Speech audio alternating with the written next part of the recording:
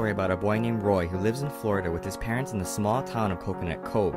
As a new kid from Montana, Roy is constantly picked on by the school bully, Dana. One day, as Roy is on the school bus, he sees a strange boy running without shoes along the street. He decides to chase the boy, but gets lost and is hit in the head with a golf ball. Meanwhile, the town of Coconut Cove is getting a new Mother Paula's pancake house. However, the construction site has been the victim of various acts of vandalism. Eventually, Roy confronts the mystery boy who goes by Mullet Fingers. As it turns out, Mullet Fingers is responsible for the vandalism. Things become more complicated as Roy learns that Mullet Fingers is a stepbrother of a girl at school, Beatrice. Also, after Roy learns that Mullet Fingers is trying to protect the native burrowing owls that live on the construction site, he decides to help. In the end, Roy, along with several of his fellow classmates and friends, stand up against Mother Paula's pancake house, and the owls and land are saved. On the surface, this story talks about environmental protection and the lengths that some people will go to protect other living things. However, at what point do criminal acts justify saving the environment? And although the consequences are never legally discussed, it's important for readers to understand that there are consequences to such actions. More importantly, this story discusses how one person can and cannot make a difference. Initially, the movement to save the owls is started by one individual, Mullet Fingers, and as the story continues, Roy and Beatrice get involved, but it's not until enough people join in and take the stand that the owls are protected. So while it does take one individual to start a cause, it takes a community to follow through on it to see that it comes to fruition.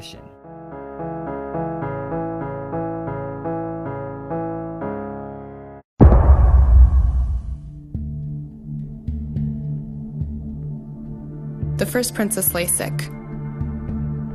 They said there was no cure, no hope. The curse was her blood and her bones. So he searched for better blood, for better bones. He found a very good match. Another princess, but he was refused. He waited as long as he could until there was no time left to ask, only to take.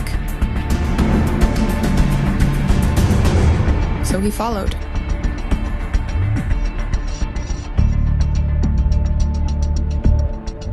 And he took. But it was too late.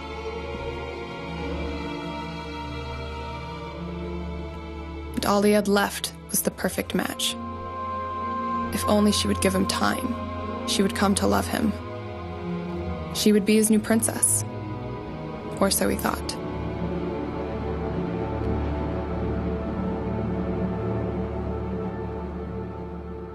My best friend Libby and I created Princess X while we were in middle school. I wrote the stories and she drew the cartoons. But I never wrote that story. And Libby never drew that cartoon. Because Libby died that year when her mother fell asleep and drove off a bridge. That was 3 years ago. But if Libby died 3 years ago in the water, then why am I looking at a Princess X sticker on a lamppost in Seattle today?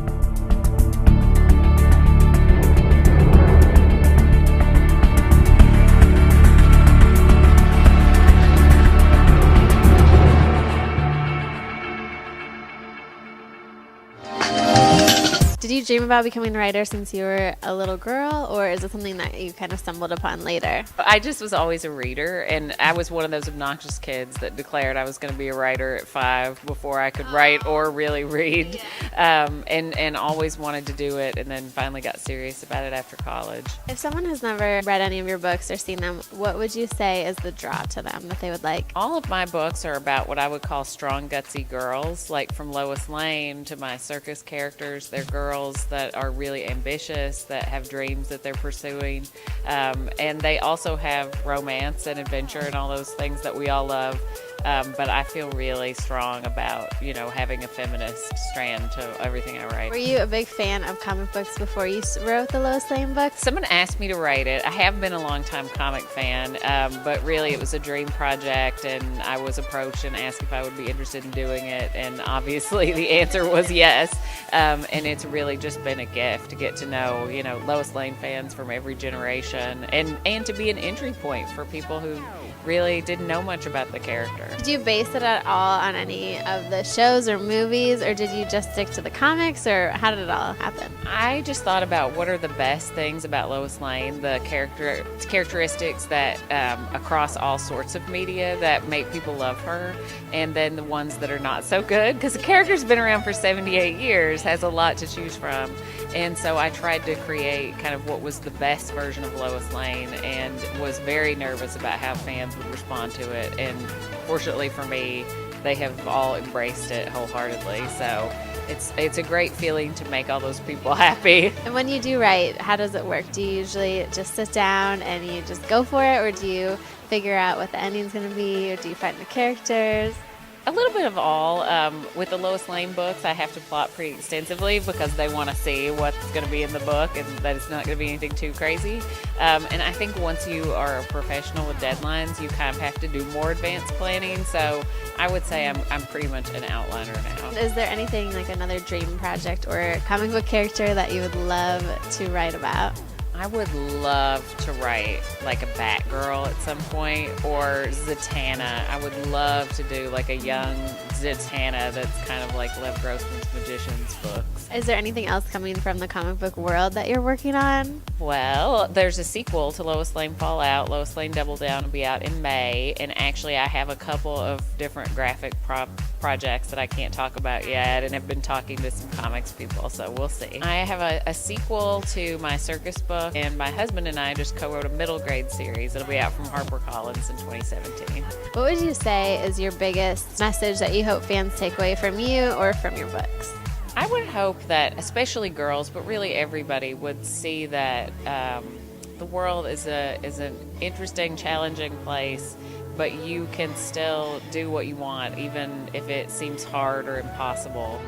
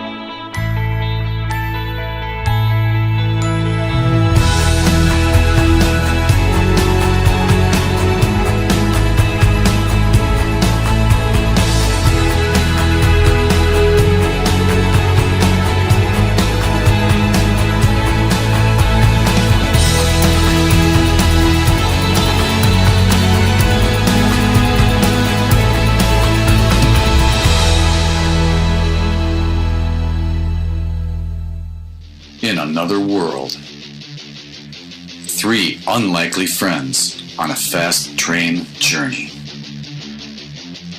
One is smart.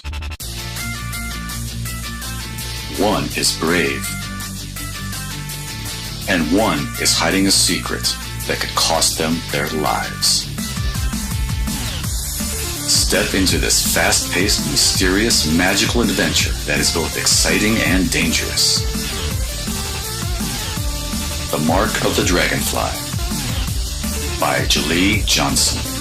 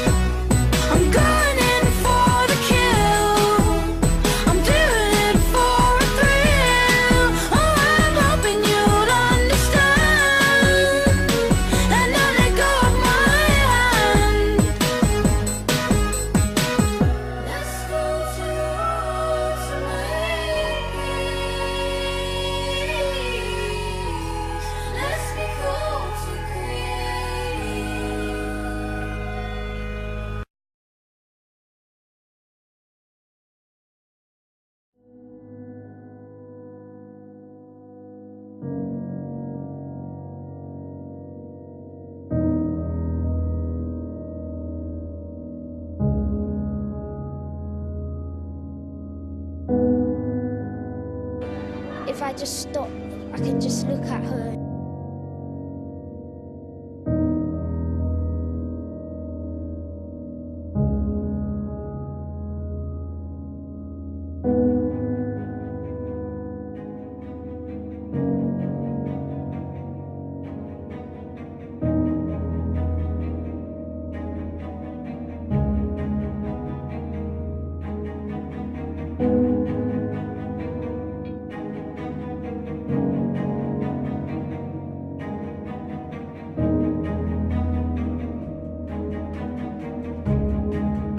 Two teenage boys arrested, one of them charged after police say they stole a school bus. It happened.